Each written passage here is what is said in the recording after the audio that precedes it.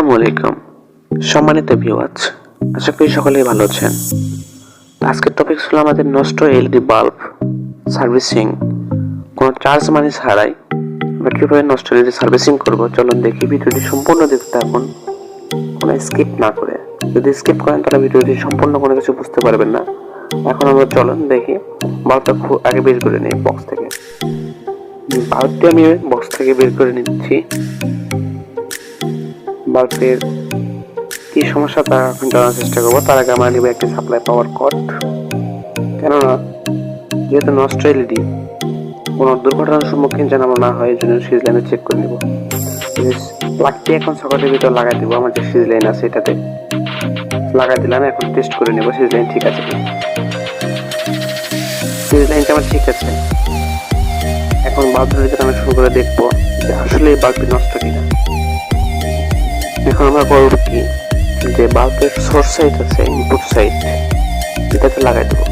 ও হ্যাঁ, তার আগে আমরা চেক করে নিই যে দুইটি লাইনে স্পার্ক করে কিনা। দেখেন স্পার্ক করতেছে। এখন আমরা বাল্বের ইনপুট সাইডে দুটি কানেকশন দিয়ে দেখবো বাল্বটি জ্বলে কিনা। দেখেন মূলত বাল্বটি জ্বলছে না, মানে নষ্ট।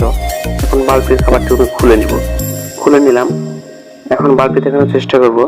দেখেন, দেখতে পাচ্ছেন সামনে একটি সার্কিট দেখা যাচ্ছে, যা একটি এলইডি সার্কিট। পিচ্ছে বাল্ব দিয়ে গুচ্ছ আকারে সাজানো। তো বাল্বগুলোর কানেকশন হলো সবগুলো সিরিজে সাজানো রয়েছে। ভিতরে ব্যবহার করা হয়েছে একটি এসি টু ডিসি সার্কিট, একটা ড্রাইভার প্যাক, যেটাকে বলা হয় ড্রাইভার প্যাক অথবা ব্যালাস্ট। তো ভিতরে কি রয়েছে আমরা দেখানোর চেষ্টা করব, ড্রাইভার প্যাকটি দেখতে কেমন। তার আগে বাল্বের দুইটি স্ক্রু আমি খুলে নিই, ঠিক আছে। এলইডি সার্কিটের এখন আমি স্ক্রু দুটি খুলে নিলাম। দেখতে পাচ্ছেন ভিতরে ড্রাইভার সার্কিটটি। এখানে ব্যবহার করা হয়েছে একটি ট্রান্সফরমার, ইনপুট সাইড। ভিতরে যে ড্রাইভার প্যাকটি রয়েছে তাতে দুইটি অংশ ব্যবহার করা হয়েছে। একটা হলো ট্রান্সফরমার, 2.2 মাইক্রোফ্যারাডের একটি ক্যাপাসিটর, আর রয়েছে স্টিলের কাভারের উপরে একটি গুচ্ছ আকারের এলইডি সার্কিট। এখন আমরা দেখব যে এই এলইডি সার্কিটে কি ধরনের সমস্যা রয়েছে, সার্কিটগুলো কিভাবে সাজানো, আমরা এটা এখন বোঝানোর চেষ্টা করব। ভিডিওটি স্কিপ না করে সম্পূর্ণ দেখার চেষ্টা করুন, ঠিক আছে।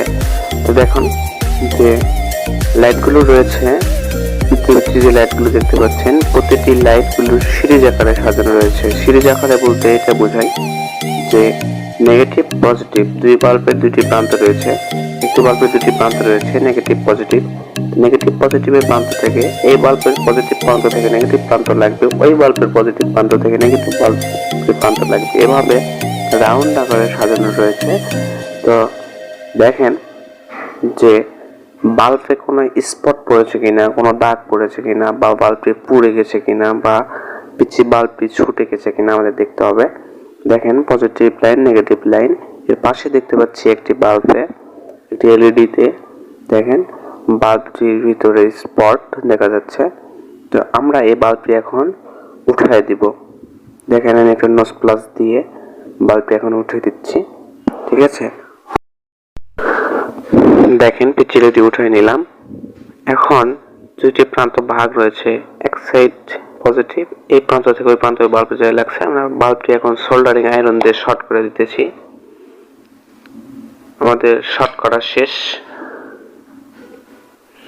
সুন্দর করে ঝালাইটা করে নেবেন, সোল্ডারিং করে নেবেন, ঠিক আছে। এখন আমরা আবার একটি সাপ্লাই পাওয়ার কর্ড নিব।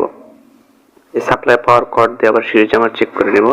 আগে সিরিজটা আমি চেক করে নেব, সিরিজটা আমার ঠিক আছে।